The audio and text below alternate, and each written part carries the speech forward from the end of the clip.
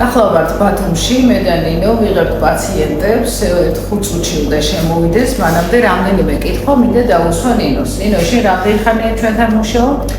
2 წელზე მეტი. ხარ მომავალი ექიმი და უკვე ამდენ კონსულტაციას ესწრები.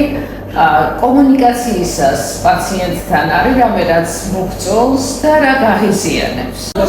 ზოგადად ჩემი პროფესია მიყვარს და კომუნიკაცია მიყვარს პაციენტთან მომწონს, რომ ერთმანეთს კარგად უგებთ ჩვენს და პაციენტიც.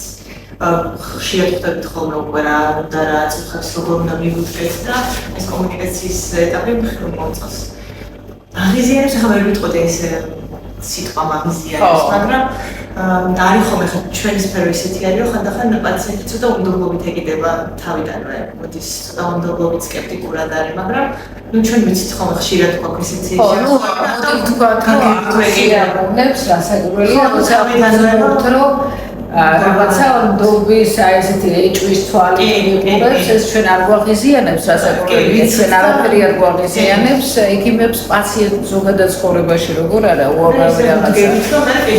მაგრამ პაციენტისგან არაფერი გვაღიზიანებს, არა არ გვსიამოვნებს. ხო, რაღაც ადამიანურად არ გვსიამოვნებს, იმიტომ რომ როცა ნდობით ხო რაღაც ეჭვით გიყურებს, თქვენს ნამდვილად არის ამას აქვს თავის საფუძვლები. კომუნიკაციაში შევდივართ პაციენტთან, მე ეს ყველაფერი ისე წარიმართება, რომ პირიქით შემოგვიდეს პაციენტი ჩვენგან, იმიტომ რომ ჩვენ ვიცით, ანუ ასეთ ვიცით ფსიქოლოგია როგორ უნდა მივუდგეთ, ვაჩვენებთ, ხო?